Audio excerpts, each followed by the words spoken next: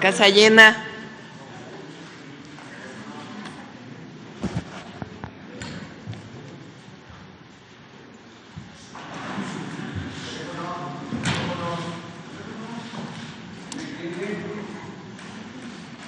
Muy buenos días a todos, a todas.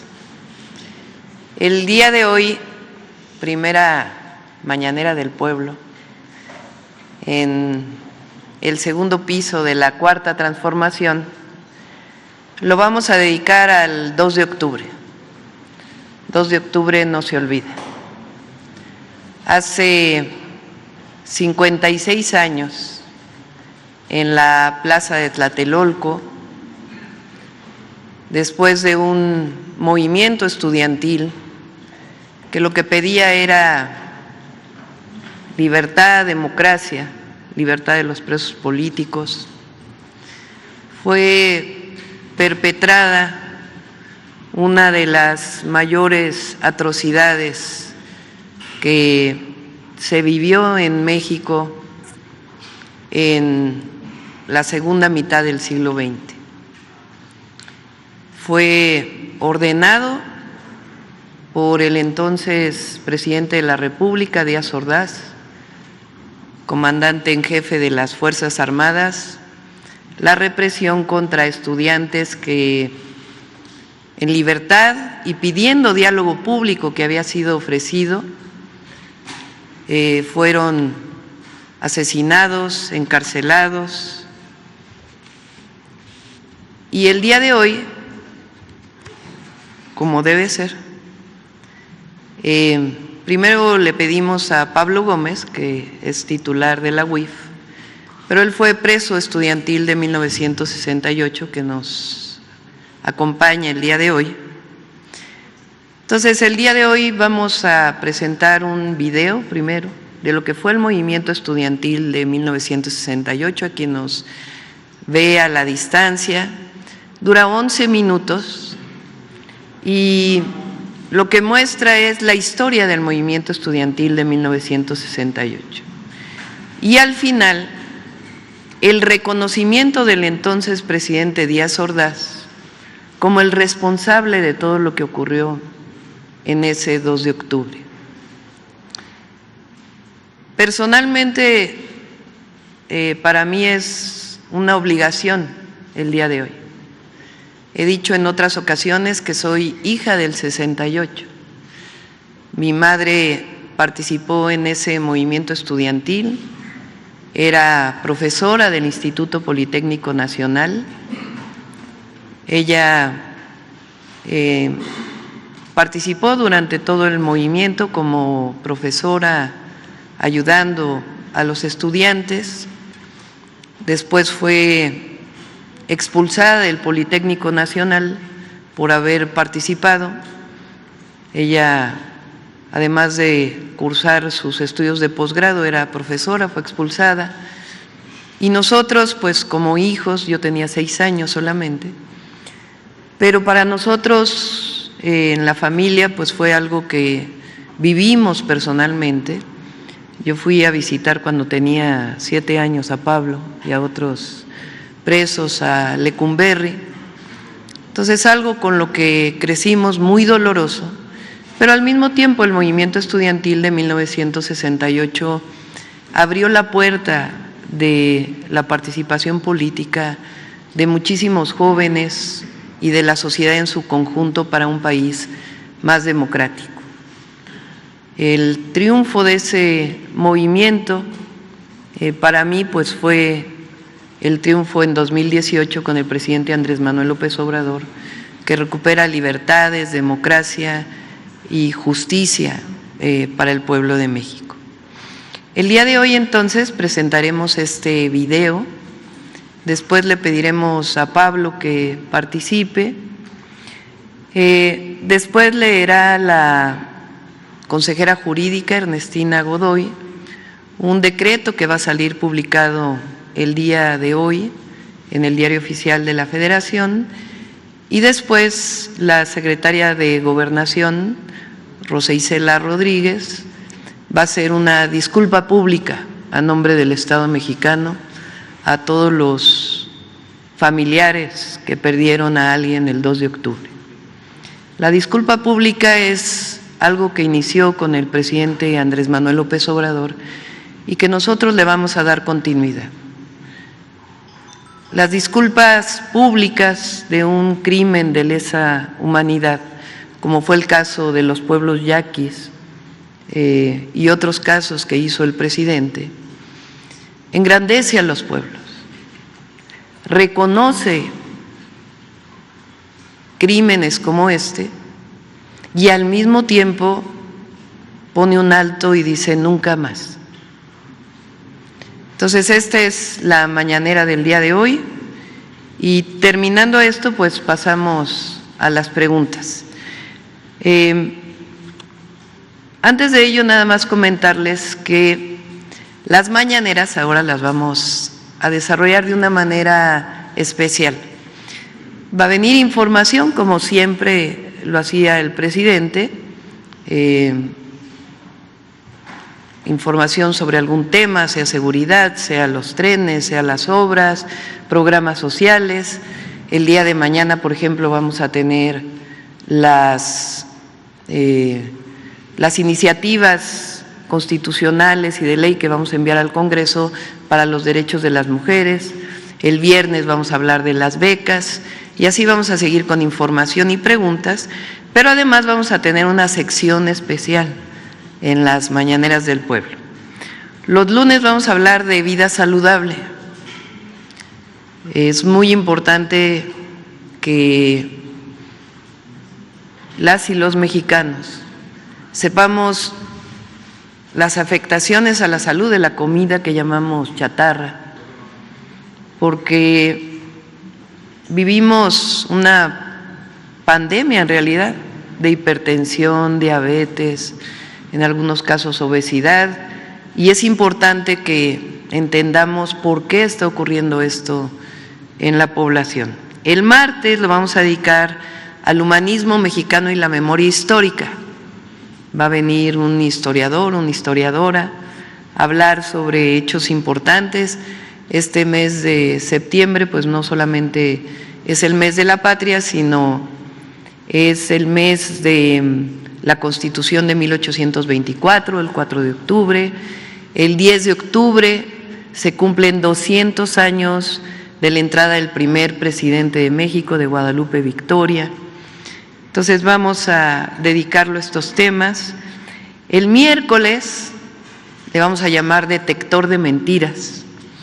Y no solamente se va a hacer una revisión de las mentiras que salen en redes sociales o en algunos medios, sino también vamos a pedir que participe la ciudadanía en este detector de mentiras. El jueves, Mujeres en la Historia. Vamos a hacer un reconocimiento de las mujeres que han participado en la historia de México. Y el viernes le llamamos Suave Patria, que está dedicado a también participación de la ciudadanía en hechos, en momentos que nos hacen sentir orgullosos y orgullosas de ser mexicanos, de ser mexicanas. Entonces, pues vamos a iniciar en este momento con el video del 2 de octubre. Gracias.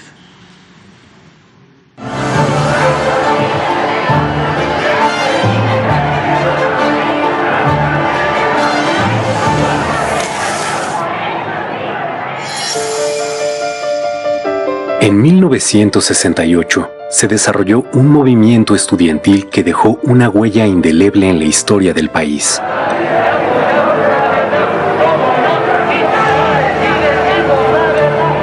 Lo que comenzó como una protesta juvenil contra los abusos de la policía capitalina se convirtió en la rebelión de una generación contra el autoritarismo del régimen. Decenas de miles de jóvenes estudiantes se manifestaron pacíficamente en defensa de las libertades civiles y la democracia. Al justo reclamo se sumaron maestros y sectores populares.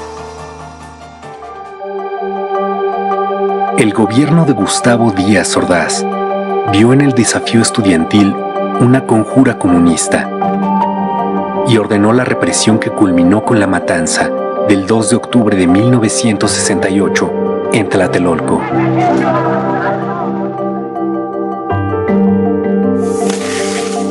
El movimiento inició el 22 de julio, tras una pelea entre estudiantes de la Vocacional 5 y de la Preparatoria Isaac Ochoterena en la Ciudadela, que fue reprimida por granaderos.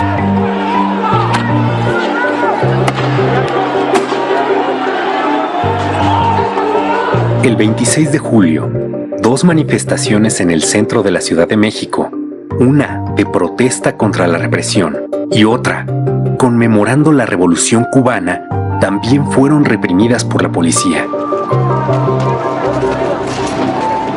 Ante la respuesta autoritaria, la protesta estudiantil se extendió. Escuelas de la UNAM y del Politécnico se declararon en paro. Después lo harían escuelas privadas y universidades de varios estados.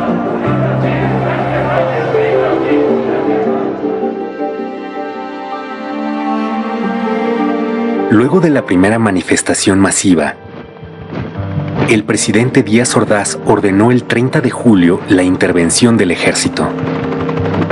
De un bazucazo, soldados destruyeron la puerta histórica de la Preparatoria 1 y tomaron violentamente el edificio, deteniendo a decenas de estudiantes y maestros.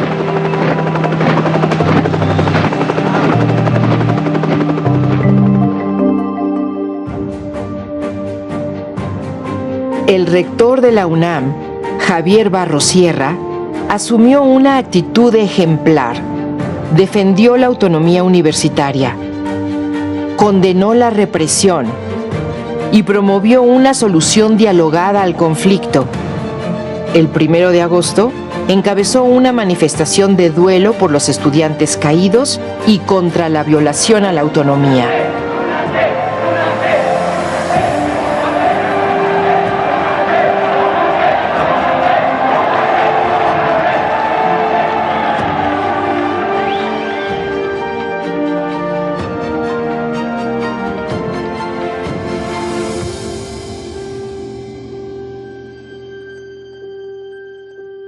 En los primeros días de agosto, los estudiantes formaron el Consejo Nacional de Huelga, con representantes de escuelas de la UNAM y el IPN.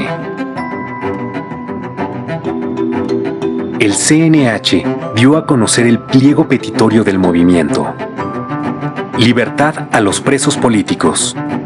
Derogación del delito de disolución social del Código Penal. Indemnización para los familiares de muertos y heridos. Desaparición del cuerpo de granaderos y destitución del jefe de la policía. Los estudiantes demostraron una enorme creatividad.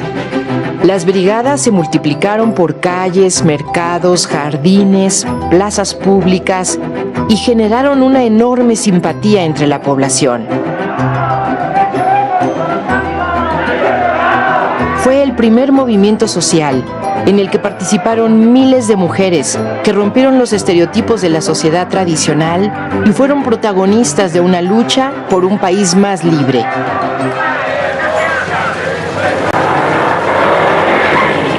El movimiento creció.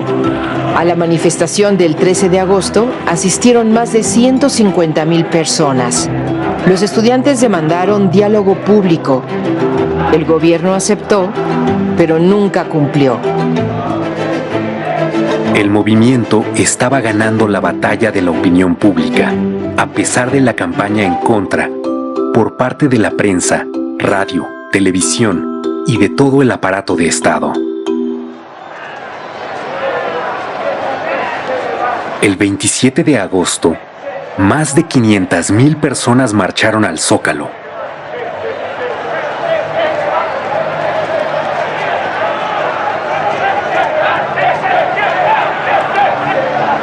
El 1 de septiembre, con el aval del Congreso, el presidente Díaz Ordaz anunció que tomaría medidas para imponer el orden. En respuesta, los estudiantes realizaron una marcha del silencio.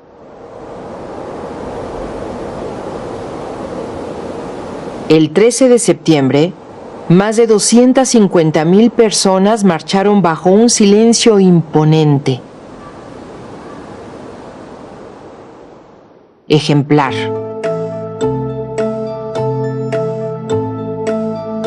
El gobierno canceló toda negociación y decidió optar por la fuerza para acabar con el conflicto.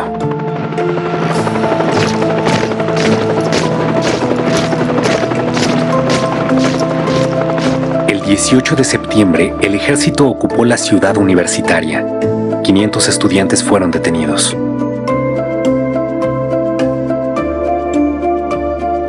El 23 de septiembre se tomó violentamente el casco de Santo Tomás y la vocacional 7 de Tlatelolco, venciendo la tenaz resistencia estudiantil.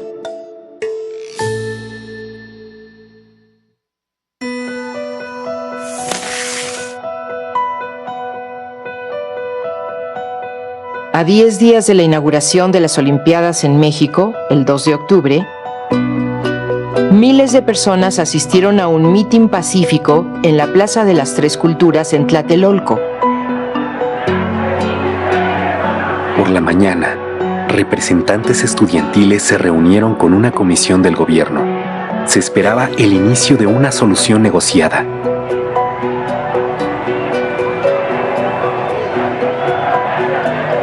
Pero Díaz Ordaz ya había decidido acabar con el movimiento y dio la orden al Estado Mayor Presidencial, a un cuerpo de élite militar, el Batallón Olimpia, a unidades del ejército, a la policía, de reprimir a los manifestantes. Desde horas antes, francotiradores oficiales se apostaron en los edificios que rodeaban la plaza. Poco después de las 6 de la tarde, un helicóptero lanzó 2 bengalas. Fue la señal para que las tropas avanzaran sobre la plaza a bayoneta calada. Los miembros del Batallón Olimpia aparecieron en el edificio Chihuahua, donde estaba la tribuna y se encontraban los dirigentes del movimiento. El objetivo declarado era detenerlos. Sin embargo, otro grupo del Batallón Olimpia disparó desde las alturas contra sus propios compañeros, contra los militares y civiles que ocupaban la plaza.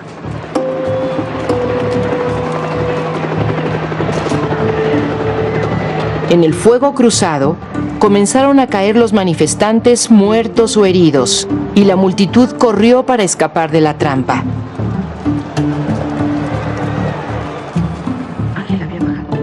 Fue una sangrienta masacre en la que murieron estudiantes y población civil, incluidos niños que asistieron al mitin. La versión oficial reconoció 38 civiles muertos, un niño y 4 soldados, y culpó a los estudiantes de provocar la violencia. El periódico inglés The Guardian realizó una investigación y publicó que 325 personas fueron asesinadas ese día.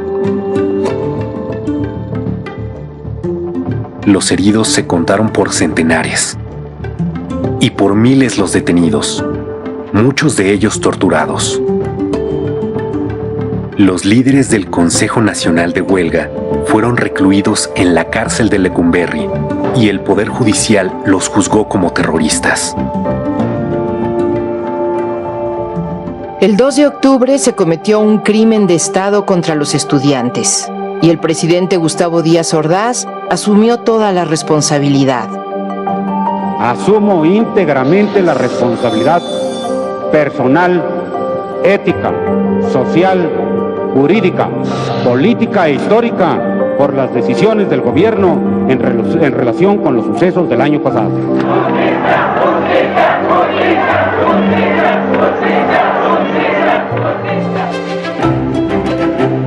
1968 fue un parteaguas en la historia de México y punto de partida de nuevos movimientos sindicales, magisteriales, campesinos, urbanos, por los derechos humanos y la democracia. El movimiento de 1968 es un triunfo de la memoria colectiva contra el intento institucional de imponer el miedo, el silencio y el olvido. Venció la esperanza, el ideal de un futuro democrático, de libertad. Por todo ello, el movimiento estudiantil de 1968 y el 2 de octubre no se olvidan.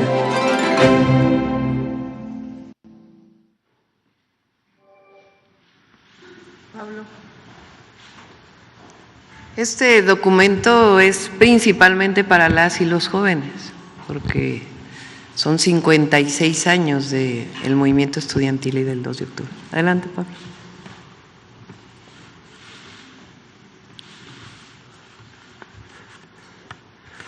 Buenos días, ciudadana presidenta, ciudadana secretaria de Gobernación, consejera jurídica, Medina, amigo.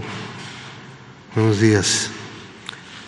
Es para mí un momento de mucha distinción que la presidenta me haya encomendado dirigir con motivo de este homenaje al movimiento de 1968 algunas palabras en referencia con dicha gesta histórica. El movimiento de los estudiantes del 68 no fue un movimiento de la Ciudad de México como algunos suponen. Fue un movimiento nacional. En casi todo el país tuvo expresiones de distinto género. Este movimiento fue un movimiento por las libertades democráticas. Por tanto, en contra del régimen de represión política que existía. En los años anteriores, movimientos ferrocarrileros, movimientos del magisterio, los telefonistas, los telegrafistas, muchos otros movimientos fueron reprimidos violentamente por la fuerza pública y sus principales dirigentes fueron encarcelados, acusados del delito de disolución social, que no se sabía exactamente qué cosa era eso, pero lo aplicaban para reprimir, encarcelar a los luchadores. Fue un movimiento de la juventud intelectual de México.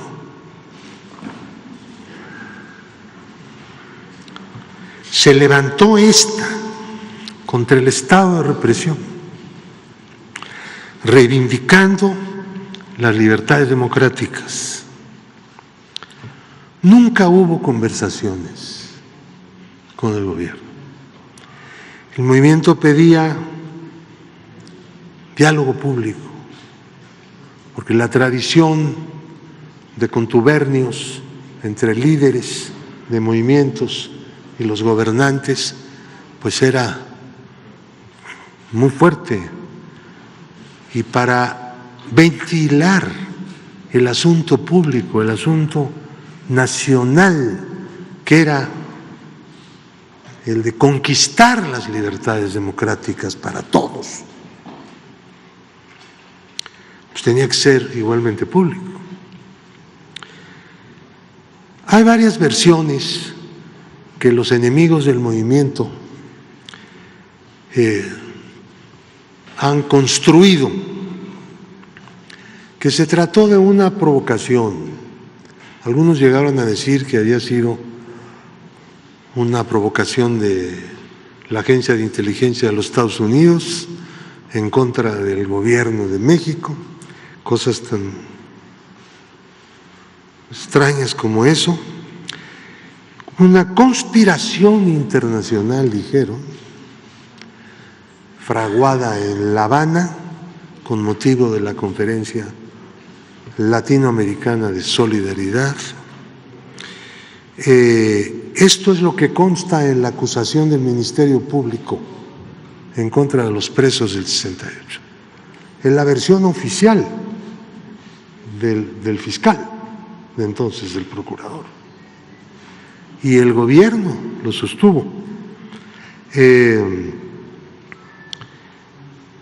Hay quien ha llegado a decir desde sedes de la más alta judicatura del país, que el gobierno estaba convencido de la existencia de ese plan internacional y por esa razón reprimió. El gobierno no estaba convencido de ningún plan internacional, de ninguna conspiración, no solo porque no existía, sino porque el gobierno era quien más información tenía procedente de todas partes y había espías del gobierno por todas partes. Otros han dicho que era una manipulación de políticos con vistas a una sucesión presidencial que vendría años después. Los enemigos del 68 eran los que no son demócratas, los que se oponían al ejercicio de las libertades democráticas,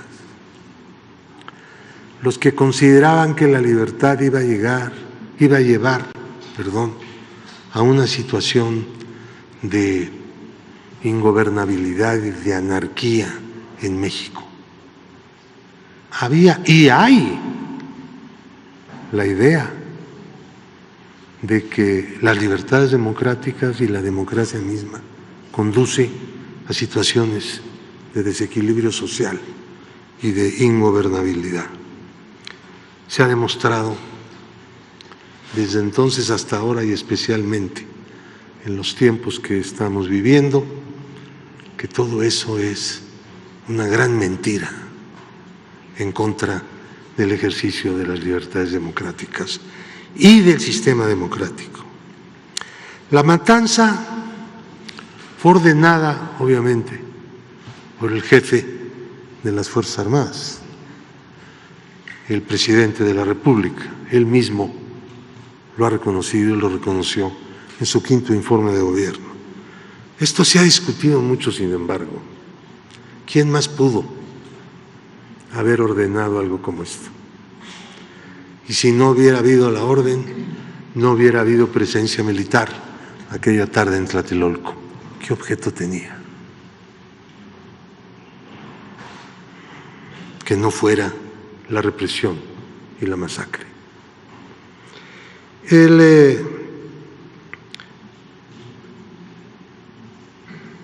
El otro asunto es el de los procesos penales. Quienes fuimos acusados de la matanza, de los muertos, de los heridos, fuimos los presos políticos del 68. Las víctimas, o parte de ellas, aparecían como victimarios de sus propios compañeros. De ese tamaño era la perversidad del poder político de entonces. De ese tamaño. El Poder Judicial, a través de un tribunal, nos sentenció a 16 años de prisión. Finalmente se concedió por parte del Congreso una amnistía y podríamos terminar diciendo la vigencia del movimiento estudiantil de 1968 ha sido en estos 56 años totalmente vigente. Muchos recogieron el mensaje y el objetivo del movimiento, las libertades democráticas. Parte de quienes recogieron y han venido recogiendo desde entonces ese mensaje, esa práctica, esa rebeldía, esa lucha, es la Cuarta Transformación, es la fuerza política mayoritaria del país. Porque la cuarta T proviene en gran medida del mensaje, de la acción, de la práctica y de la continuidad del movimiento estudiantil de 1968, que estará no solo como parte de la historia formal, sino también continuará en la memoria de las siguientes generaciones de mexicanas y mexicanos. Muchas gracias.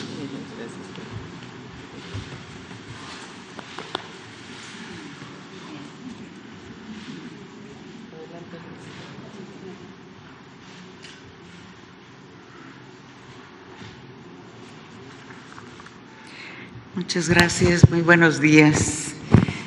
Con su permiso, Presidenta. Solo voy a leer dos de los considerandos y el acuerdo que hoy estará firmando la Presidenta.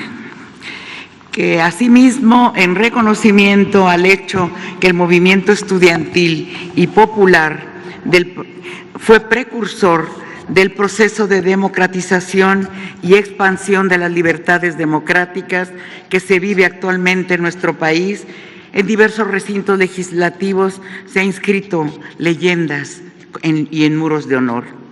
Que para contribuir a la verdad y la preservación de la memoria histórica en torno a esta masacre y en vista de que hasta ahora no ha existido un reconocimiento político expreso y formal de responsabilidad por parte del Estado mexicano, he tenido a bien a expedir el siguiente acuerdo. Artículo primero.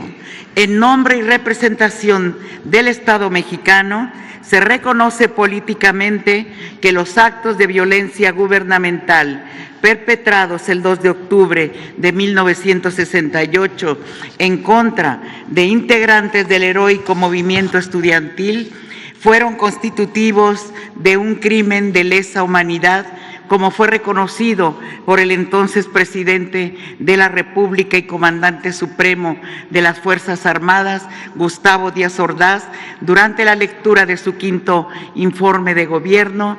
Textual, dijo: por mi parte, asumo íntegramente la responsabilidad personal, ética, social, jurídica, política e histórica por las decisiones del gobierno en relación con los sucesos del año pasado. Artículo segundo. Se instruye a la titular de la Secretaría de Gobernación para que en nombre y representación del Estado mexicano se ofrezca una disculpa pública por esa grave atrocidad gubernamental a las víctimas, a sus familiares y a la sociedad mexicana en su conjunto. Artículo tercero. En nombre y representación del Estado mexicano, el Ejecutivo Federal a mi cargo se compromete a garantizar la no repetición de atrocidades como a las que se refiere el presente acuerdo, actos de represión, actos de privación ilegal de la libertad, uso de las Fuerzas Armadas contra la población, utilización de cárceles clandestinas, torturas u otros tratos crueles, inhumanos o degradantes, o a la anuencia del Estado para destruir o exterminar a un grupo de la población mexicana. Artículo cuarto. Quedan a salvo los derechos que legalmente les asisten a las víctimas y a sus familiares. Artículo quinto. Este reconocimiento político servirá para la materialización de actos subsecuentes de impulso a la justicia, la preservación de la memoria histórica y la no repetición de los hechos. Artículo sexto. En mi calidad de comandanta suprema de las Fuerzas Armadas, asumo el compromiso solemne y giraré las correspondientes órdenes formales para que sus estructuras y elementos nunca más sean utilizados para atacar o reprimir al pueblo de México, y de que se fortalezca la formación en derechos humanos y construcción de paz, se asuma el reconocimiento de los hechos históricos aquí mencionados y se garantice su no repetición. Esto entrará en vigor el día de la publicación en el Diario Oficial. Muchas gracias.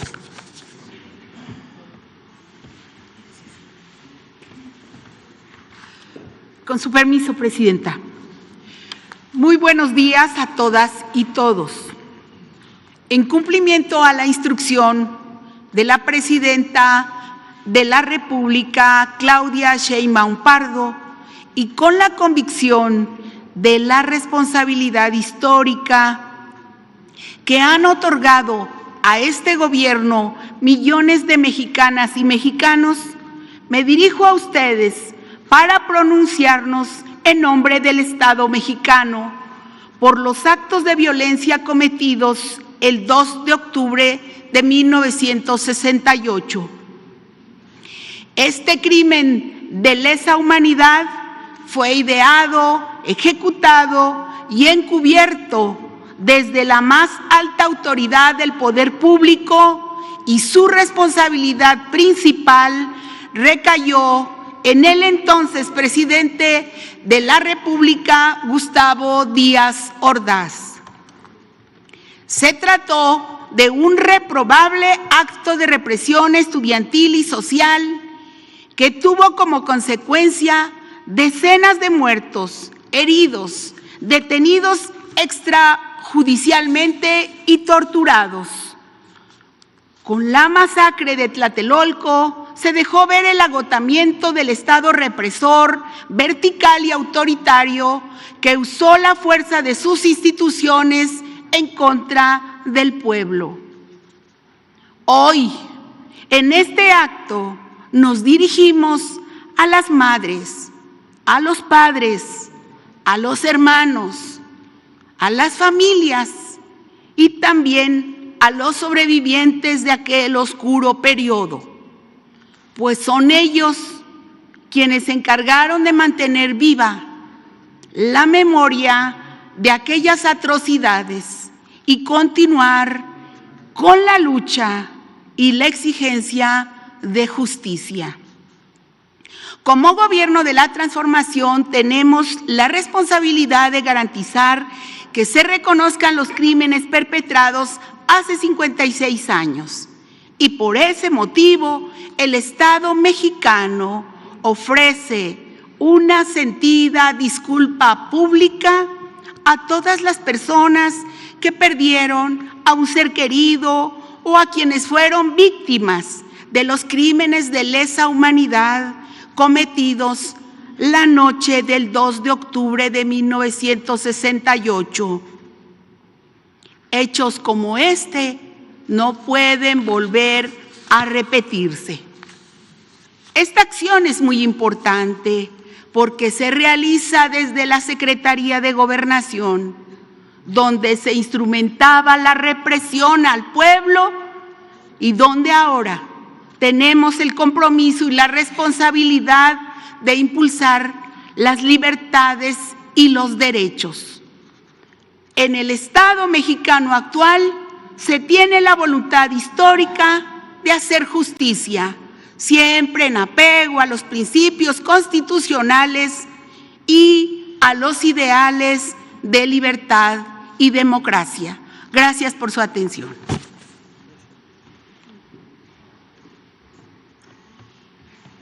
Pues es así, este decreto va a salir publicado el día de hoy en el Diario Oficial de la Federación y sea pues esta disculpa pública en nombre del Estado mexicano. Pasamos a las preguntas, muchas manos. ¿Cómo está el asunto aquí? A ver, acá primero.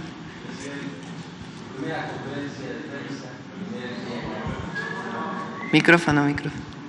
Primer día ya como presidenta de la República de los Estados Unidos Mexicanos. ¿Cómo se siente? ¿Cómo está usted? ¿Cómo durmió ayer? Bien. Bien. Responsable, preparada.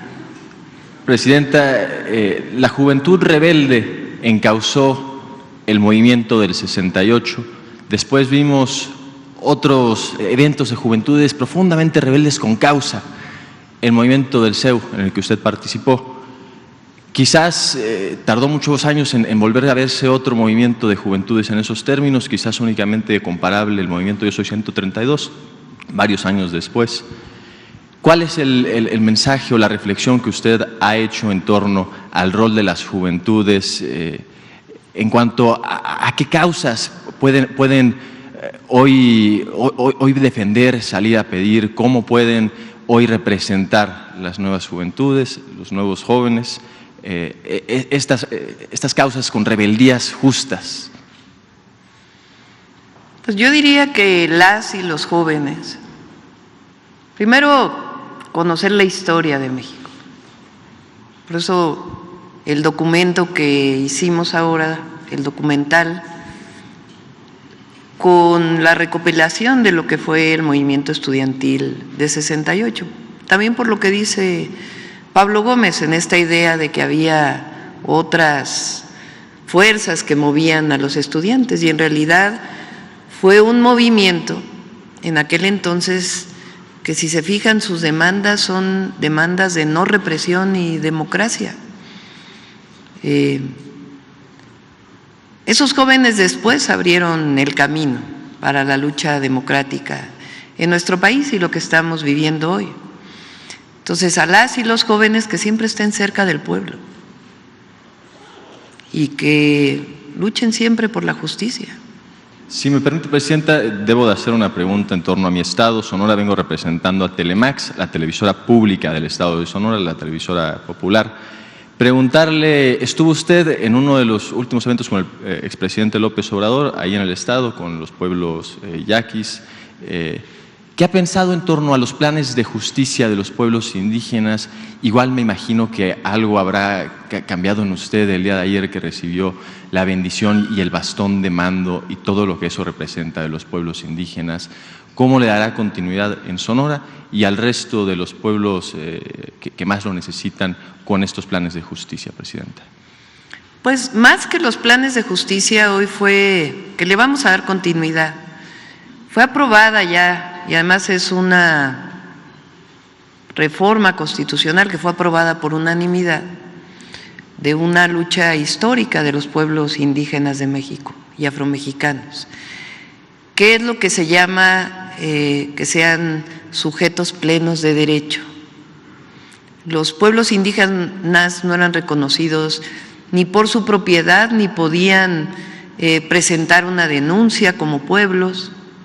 Lo que se reconoce son los derechos agrarios, pero no como pueblos indígenas. Y ahora tenemos que ir más allá, porque formalmente ya reconocidos tienen que tener su presupuesto propio en el próximo presupuesto de egresos de la Federación, además de continuar con los planes de justicia y seguir apoyando para el rescate de la memoria histórica. Además, para nosotros es esencia de México. El presidente López Obrador, en su libro Gracias, habla de que el humanismo mexicano está sustentado en dos pilares: la fuerza cultural de los pueblos originarios, que dan esencia al pueblo de México, a nuestra cultura, y la otra es nuestra historia patria, desde la independencia, la reforma, la revolución y todos los movimientos sociales que permitieron el México de hoy. Entonces vamos a ir más allá de los planes de justicia, porque pues tiene que llevarse a los hechos la reforma constitucional. Y Presidenta, por último, porque usted ha sido muy rápida con sus preguntas, si me permite la imprudencia de preguntarle en otra ocasión, no me perdonaría a mí mismo si soy el primero en preguntar en estas nuevas mañaneras del pueblo y no le pregunto acerca del Plan Sonora, el gran plan de industrialización de mi estado. ¿Qué percepción tiene al respecto? ¿Qué valoración hace ya después de esta larga transición, más corta de lo normal? ¿Y cómo se le va a dar continuidad, Sí. Presidente? Por cierto, ahora no lo comenté y yo creo que vale la pena. El presidente López Obrador hizo una de sus primeras disculpas, si no la primera, al pueblo yaqui como jefe del Estado mexicano. La disculpa lo que hace es reconocer las atrocidades del pasado contra el pueblo yaqui, decir nunca más y al mismo tiempo generar un plan de justicia, de resarcimiento por esos daños que se cometieron en el pasado, en particular al pueblo yaqui, que sufrió represión, esclavitud, querían aniquilarlos en la época de Porfirio Díaz, en realidad para quedarse con sus tierras. Y lo retomo por el tema de España, que es importante. El presidente López Obrador en su momento hace una carta que leyó aquí al rey de España para ponernos de acuerdo, para ponerse de acuerdo en una disculpa pública por las atrocidades cometidas durante la conquista española. Posterior a eso, ¿qué ocurre? El rey no contesta la carta, ni siquiera en lo más básico de una relación bilateral diplomática, como jefe de Estado a jefe de Estado, porque fue una carta privada que tenía que ser contestada pues con una carta privada, aunque no hubiera estado de acuerdo. El tema aquí es que no solo no contesta, sino que se hace pública esa carta y después viene una campaña tremenda contra México y el presidente López Obrador. Por eso nosotros decimos que la disculpa pública frente a atrocidades del pasado engrandece a los pueblos, engrandece a los gobiernos. No es meter debajo de la alfombra un hecho como estos, sino decir ocurrió y no queremos que vuelva a ocurrir, como el caso del 2 de octubre de 1968. Por acá, a ver, por acá. Vamos a tomar que unas 5. Gracias, Presidenta. Buenos días, Daliela Escobar de Proceso. Primero, bueno, preguntarle, ya seguramente tuvo la primera reunión de Gabinete de Seguridad, esta situación que quedó, por supuesto, pendiente también en el gobierno del expresidente Andrés Manuel López Obrador y el seguimiento que le estaban dando a la situación de seguridad que se suscitaba en Sinaloa. Quisiera saber cómo es el primer diagnóstico que tienen en esta primera reunión de Gabinete. Las acciones ustedes ya han mencionado, va a continuar la estrategia de seguridad, pero en torno al tema de diagnóstico, ¿cómo está el panorama? Se hablaba de que se había extendido hacia Sonora este asunto de la violencia y sobre todo también en este mismo sentido preguntarle las acciones que pudiera estar tomando para solicitar que Estados Unidos dé información en torno al tema de las detenciones de dos narcotraficantes que se dio desde territorio mexicano y que concluyó en Estados Unidos. Para empezar, gracias. Sí tuvimos la primera reunión. Por cierto, Sinaloa no aparece entre los 5 estados de más número de homicidios. El primero sigue siendo Guanajuato. Estaba Chihuahua, Estado de México, pero el máximo, Guanajuato, de nuevo. ¿Qué vamos a hacer nosotros? Primero, dar seguimiento a estas reuniones de las 6 de la mañana. El día de hoy yo solicité al fiscal general de justicia que nos enviara una persona que pudiera estar en el gabinete de seguridad para coordinarnos. La fiscalía es autónoma, pero como lo manifesté desde su momento en la campaña, como lo hacíamos en el gobierno de la ciudad cuando Ernestina Godoy era fiscal, ella participaba en los gabinetes y ayudó mucho en la coordinación. Entonces el día de hoy ya llegó un fiscal a nombre del fiscal Gertz Manero como parte de la coordinación que vamos a establecer. Eso es algo importante. Y también pues el análisis de dónde están los homicidios y un programa que estamos desarrollando para los municipios que en este momento tienen mayor número de homicidios. El día 8, si mal no me acuerdo, creo que es 8, el martes, ¿no?, de la próxima semana, vamos a presentar el Plan Nacional de Seguridad. Son algunas iniciativas que vamos a enviar, sobre todo para fortalecer la inteligencia y la investigación. Nuestra estrategia consiste en 4 ejes. Es atención a las causas, vamos a seguir trabajando con las y los jóvenes, con Jóvenes Construyendo el Futuro, con más número de preparatorias y universidades, y también con un programa especial desde la Secretaría de Seguridad Ciudadana que llamamos Jóvenes Unen a México o Uniendo a México.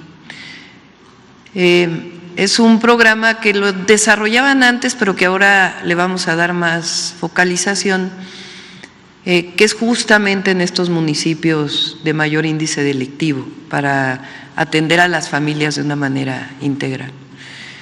Y particularmente a los jóvenes, para incorporarlos a Jóvenes Construyendo el Futuro, a la escuela, a que no se involucren con los grupos delictivos.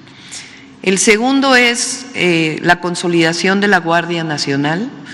Ya fue publicada la reforma de que la Guardia es parte de la Secretaría de la Defensa Nacional, pero hay una coordinación muy importante entre la Guardia, la Secretaría de la Defensa, la Secretaría de Marina y la Secretaría de Seguridad Ciudadana, en la inteligencia, la investigación y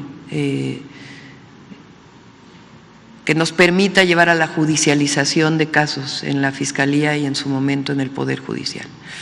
La tercera tiene que ver con atención a las causas, consolidación de la Guardia Nacional, inteligencia e investigación y coordinación, que justamente esta coordinación, y vamos a estar invitando a gobernadores de las distintas entidades para poder hacer estos planes de una manera más integral. Y sí, vamos a seguir pidiendo información de estas detenciones que hubo en nuestro territorio. Entonces, podría decirse, Guanajuato sigue siendo pues una preocupación porque sigue estando entre los primeros lugares, pero podría decirse también que en el caso de Sinaloa se tiene la percepción de que se están tranquilizando las cosas. Vamos a esperar a que podamos tener el análisis más detallado del caso Sinaloa para poderles comentar. Pero sí, lo que les puedo decir es que este fin de semana no fue de los estados con mayor número de homicidios. Bien, Presidenta, en otro tema, bueno, ayer veíamos ya a la primera presidenta de México, también veíamos ahí en la Cámara de Diputados a una mujer presidenta de la mesa directiva del Congreso y a una mujer también presidenta en el caso del Poder Judicial. Quisiera preguntarle, por un lado, cómo se va a definir la relación que se tendrá con los dos poderes del Estado. Al mando están mujeres en específico y en especial, y también este tema de, bueno, seguramente la insistencia en torno a cómo se observa que se podrá ir desahogando la aplicación de la reforma judicial, que pues ya es un hecho, pero que pudiera tener a lo mejor algunas trabas por recursos legales que se estén presentando, sobre todo por la interpretación que pueda tener el INE en esta organización. Y bueno, también aprovechando preguntar cómo recibe la relación que se tiene con Estados Unidos, si bien diplomáticamente pues pudiera ser estable, comercialmente lo es, porque son los principales, México es principal socio, pero sobre todo en las presiones que se están teniendo en torno a, en un principio, bueno, más que presiones, opiniones en torno a la reforma del Poder Judicial, pero también en torno a otros temas que se tienen que resolver y que están enmarcados en el tratado comercial. Bueno, sobre el Poder Judicial, pues ya conocen nuestra posición. Y además ya hubo una aprobación de la reforma al Poder Judicial. Siguen en paro los jueces y algunos trabajadores, que por cierto, aprovecho nuevamente, en la Constitución, en la reforma constitucional, quedan salvaguardados todos los derechos laborales, los salarios de los servidores públicos del Poder Judicial. No hay razón para que estén en paro, ninguna. Porque cuando están en paro el Poder Judicial, también hay que decirlo, las órdenes de aprehensión para un delincuente pues vienen del Poder Judicial. Entonces, ¿cómo en paro? Y además cobrando sus salarios. Entonces nosotros no estamos de acuerdo, respetamos evidentemente, pero no estamos de acuerdo con ello. Y ahora pues nos va a tocar pues el proceso de la reforma al Poder Judicial. El 15 de octubre si mal no me equivoco, sale ya la convocatoria por parte del Senado para ya, a unos días, para la inscripción de todos los que quieran participar como jueces, como magistrados, como ministros, ministras de la Suprema Corte de Justicia de la Nación. Inicia el proceso y ya pues le pediré aquí a la Secretaría de Gobernación estar en contacto con el Instituto Nacional Electoral, pues para todo este proceso y con también con el presidente del Senado y el coordinador de la Jucopo para esta convocatoria que se abre ya el 15 de octubre. Y la relación pues es de respeto, siempre ha sido de respeto, pero ustedes saben que no estamos de acuerdo con la manera en que se condujo el Poder Judicial y además estamos de acuerdo, como lo dije ayer en el discurso, es para el bien de todos y todas sanear el Poder Judicial en México. Es falso esta idea de que, como dijo ahí Calderón en una conferencia que tuvo en España, de que viene el autoritarismo. No, es la elección de los jueces, ministros, magistrados, por el pueblo de México. Y eso va a ser muy bueno para el país, muy bueno. Todos los que ahora, digo, claro, hay quien tiene sus intereses ahí, pero quien legítimamente puede estar en contra, yo estoy convencida que se van a dar cuenta que es la mejor decisión que haya tomado el pueblo de México. Lo del TEMEC nada más.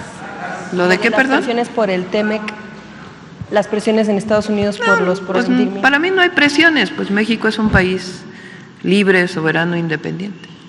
Y nos coordinamos, más no nos subordinamos, como lo dije ayer. A ver,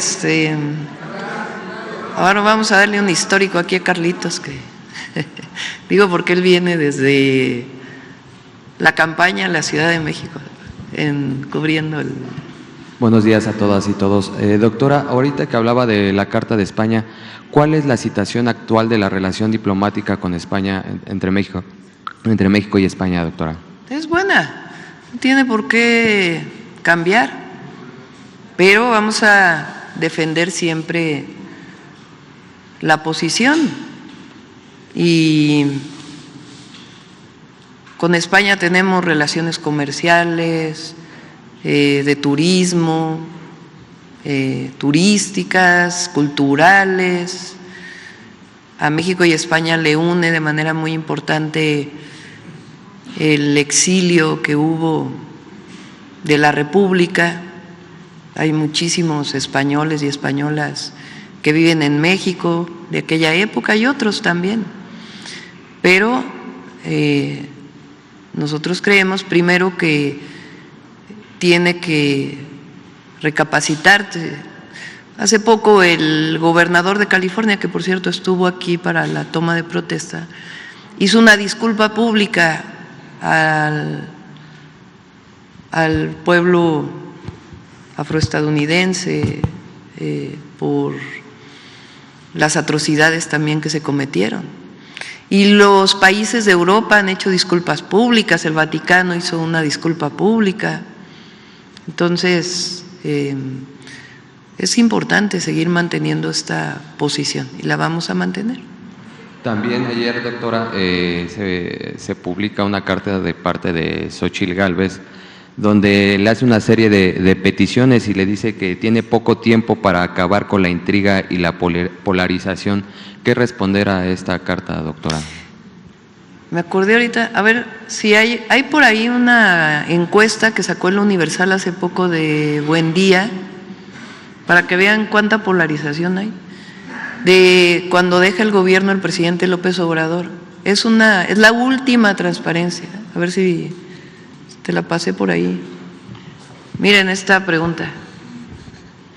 En su opinión, los comentarios y declaraciones que por lo general hace, dos preguntas, ¿no? ¿López Obrador o Claudia Sheinbaum? ¿Ayudan a unir a los mexicanos o sirven para dividirlos? A la pregunta, ¿los comentarios que hace López Obrador ayudan a unir a los mexicanos, 69%. En el levantamiento de esa encuesta al final del periodo del presidente Andrés Manuel López Obrador, decían que sus comentarios ayudan a unirlos a los mexicanos y mexicanas, 69%. Y en el caso de su servidora, 73%. ¿Sí se dan cuenta? Entonces, ellos siguen pensando que hubo una elección de Estado y muchas cosas, pero lo que hay pues es una organización, concientización muy grande del pueblo de México. Ayer la verdad fue muy hermoso como en todo el recorrido de su casa, que salía ayer en la mañana hasta el Congreso, igual le pasó al presidente López Obrador, pues la gente salía a las calles a aplaudir, contenta. Entonces, la unión de los mexicanos se basa en las libertades, la democracia y la justicia. No podemos opinar todos lo mismo. Eso sería autoritarismo.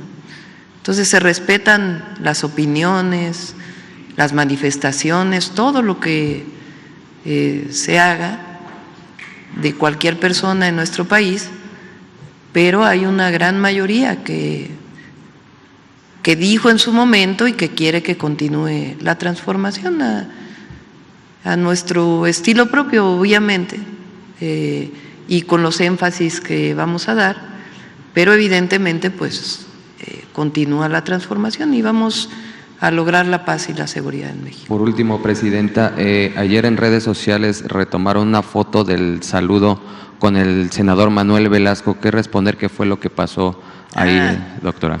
Es que de veras, sacaron en la mañana, ¿no? Creo que Claudio X González, que la reconciliación y no sé qué, y luego unas horas después ya estaba sacando otras cosas.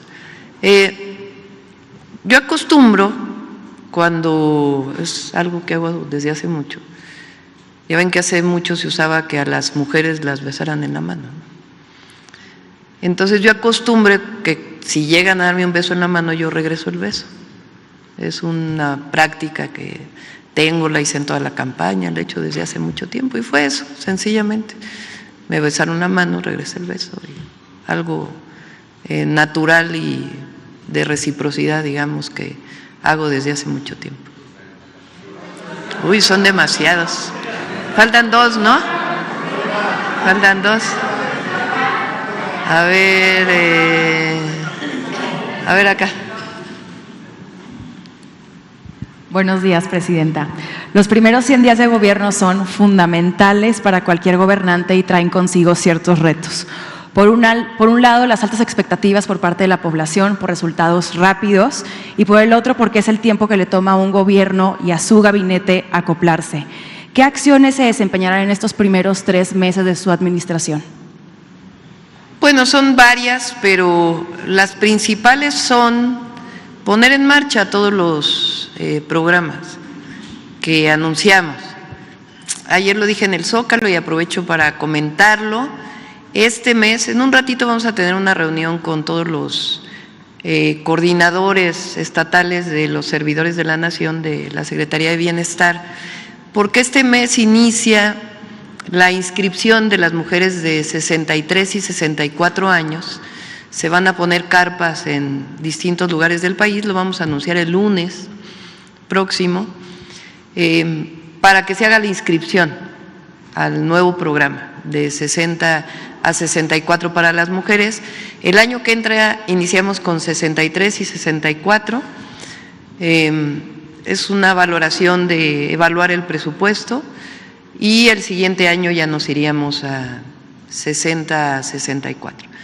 Entonces, eso es lo primero, tener todo el padrón, digamos, las inscripciones, para que a partir del próximo año ya comiencen a distribuirse a través de la tarjeta del Banco del Bienestar los apoyos.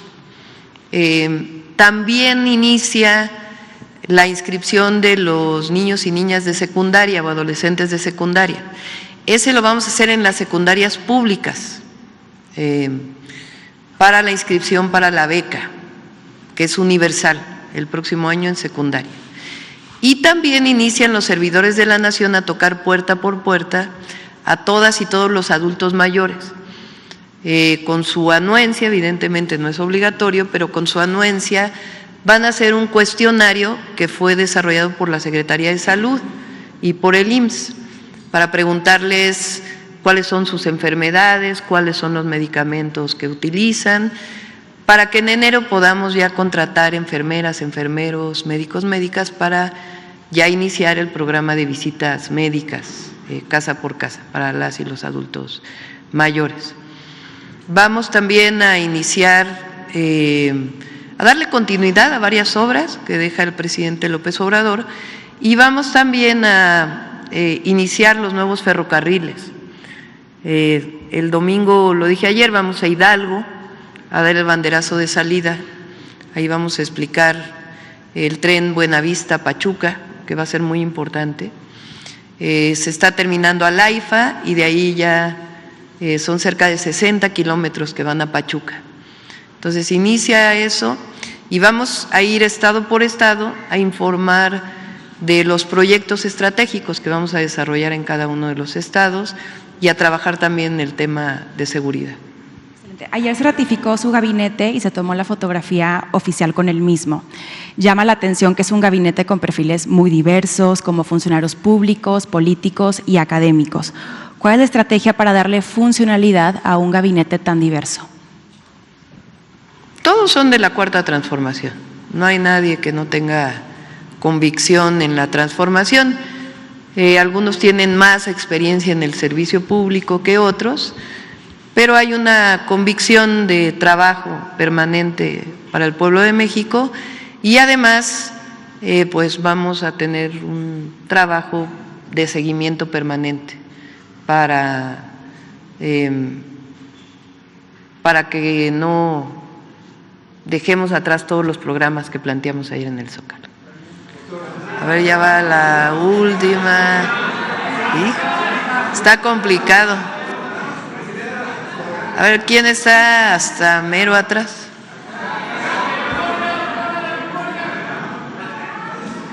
A ver cómo fuimos de mujeres y hombres, mitad y mitad, ¿verdad? Creo que más mujeres, ¿verdad? ¿Sí? A ver, allá atrás. A ver, sin censura. Sandra Aguilar, doctora, muy buenos días de Grupo Informativo.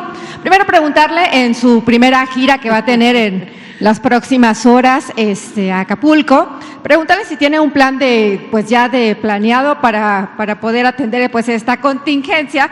Perdón, estoy un poco nerviosa. Y preguntarle quién le va a acompañar en esta gira de su gabinete.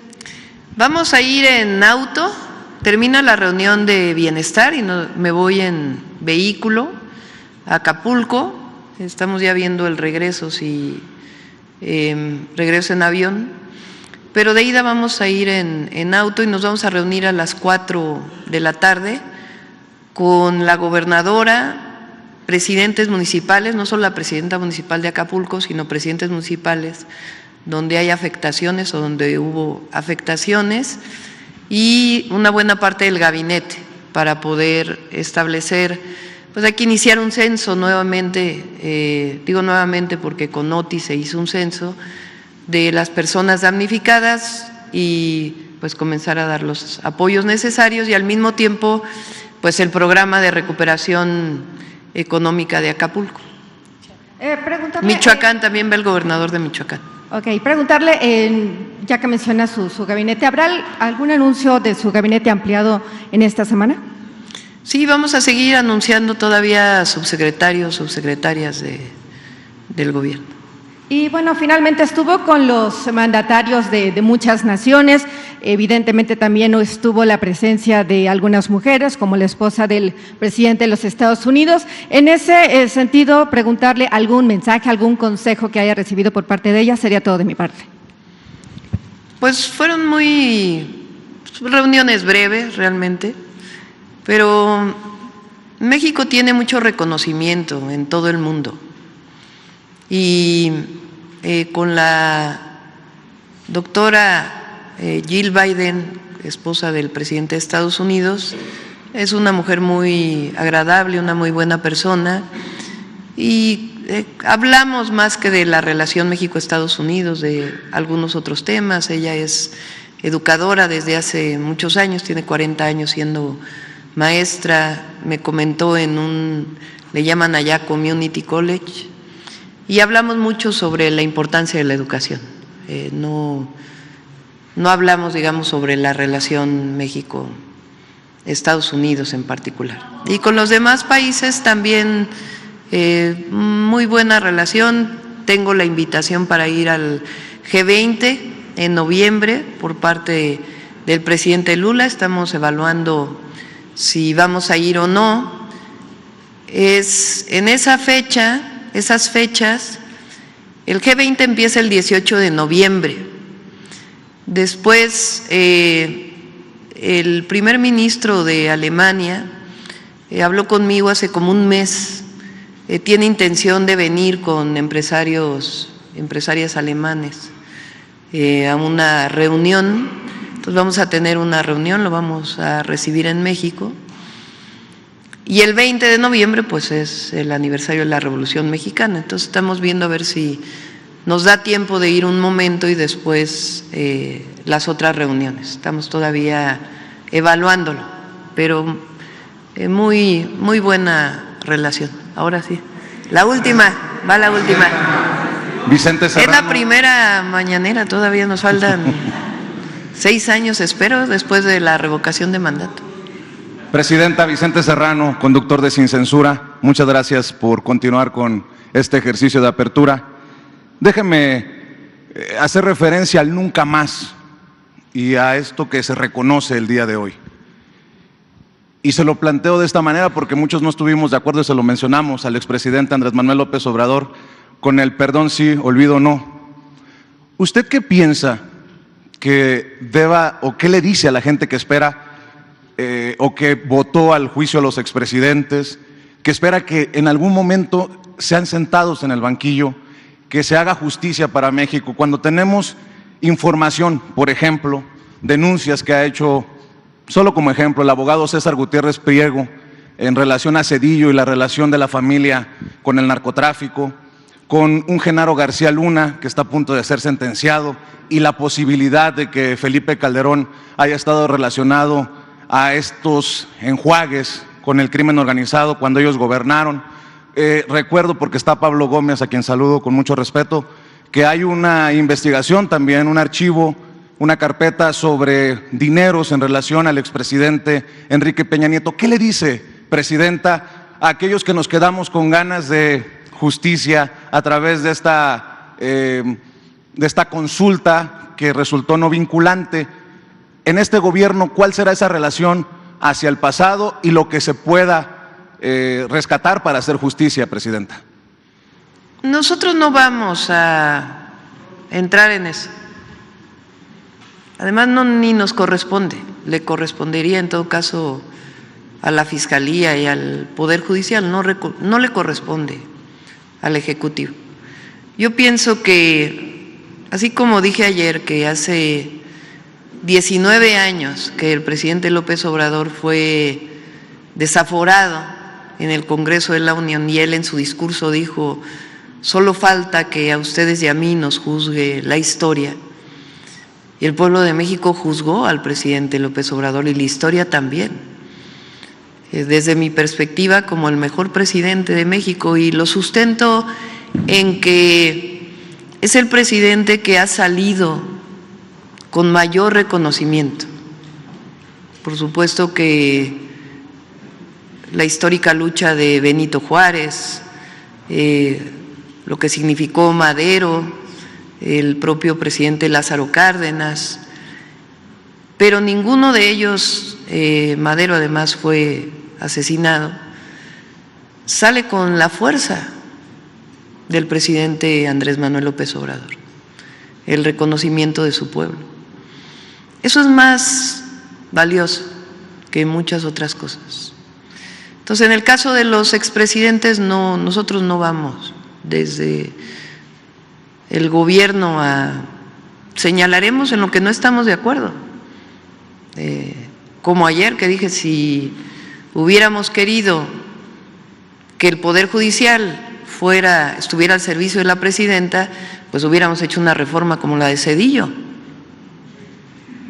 Entonces es importante seguir manteniendo, pero de nuestra parte no va a haber ninguna denuncia. ¿Y qué le dice a la gente que sigue esperando eso, justicia, que insiste en este juicio a los expresidentes? Pues que la historia juzga a las personas, la historia los juzga.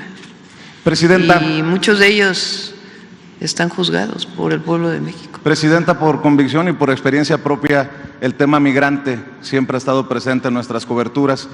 Y en este primer día, ¿cuál es el mensaje a los paisanos que decente y honestamente se ganan la vida más allá de nuestras fronteras? Usted tiene una experiencia que, con mucho respeto lo digo, el expresidente no tenía. Haber vivido, haber estado allá, convivir con esta comunidad pujante. Se lo pregunto porque habrá espacio para que aquellos que aún no han entendido la cuarta transformación en embajadas y consulados reciban el mensaje hoy de la presidenta de México. Primero, nuestro cariño, reconocimiento, apoyo, todo a las y los mexicanos que viven en el exterior y particularmente en Estados Unidos.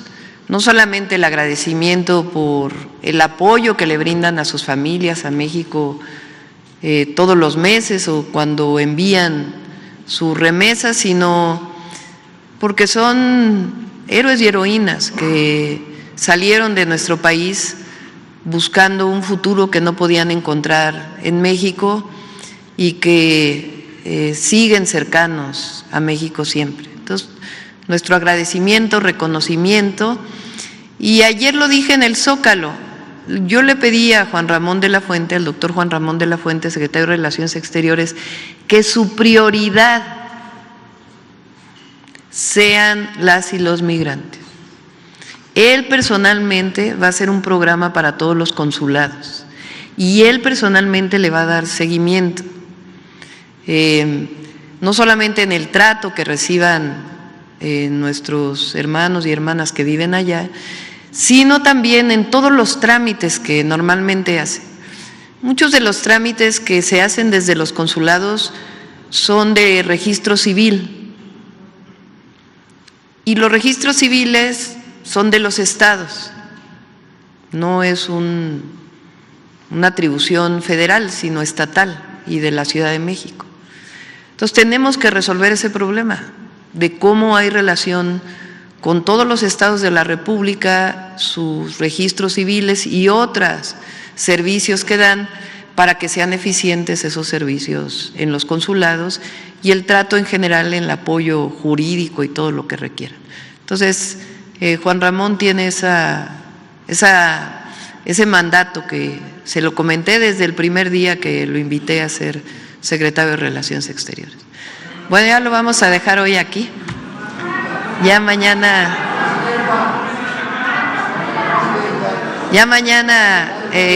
seguimos. Ayúdenos a esto que hicimos el día de hoy, que para mí, para todo México, creo que es histórico. Este decreto que va a salir en el Diario Oficial y la disculpa pública por este crimen de lesa humanidad. Muchas gracias a todos y a todas. Gracias. Buenos días. Firmo el decreto.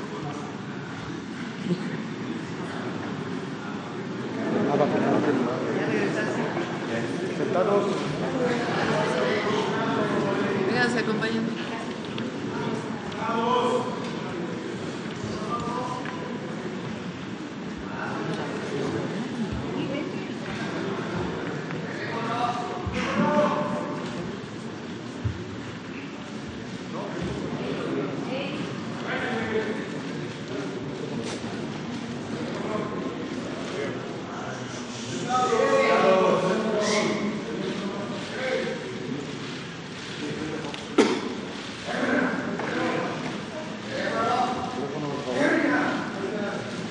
Derecha, por favor.